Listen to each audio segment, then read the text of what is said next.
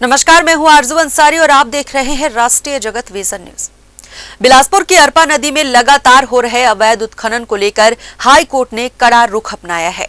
मुख्य न्यायाधीश रमेश सिन्हा की डिवीजन बेंच ने राज्य सरकार से पूछा कि नदी के संरक्षण और अवैध खनन को रोकने अब तक कौन कौन से ठोस कदम उठाए गए हैं। अदालत ने नगरीय प्रशासन विभाग के सचिव को शपथ पत्र के साथ जवाब दाखिल करने का निर्देश दिया है। अरपा नदी को लेकर हाई कोर्ट में कई जनहित याचिकाएं लंबित है।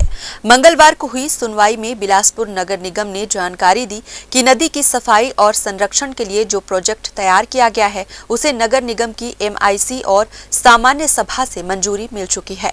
अब यह प्रस्ताव वित्तीय स्वीकृति के लिए राज्य शासन को भेजा गया है।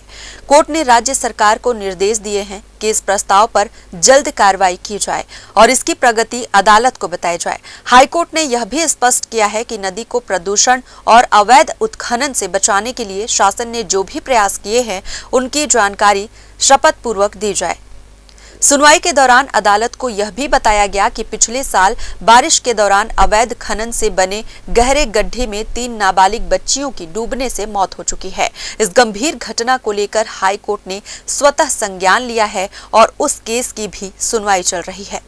इस पूरे मामले में अरपा अर्पण महाअभियान समिति की ओर से एडवोकेट अंकित पांडे ने कोर्ट को बताया कि सुप्रीम कोर्ट ने पहले ही आदेश जारी किया है जिसमें कहा गया है कि स्थानीय पुलिस अवैध खनन करने वालों पर बिना अनुमति के भी सीधे FIR दर्ज कर सकती है। हाईकोर्ट ने राज्य शासन से कहा कि इस प्रावधान की जांच की जाए और इसे लागू करने पर गंभीरता से विचार की जाए।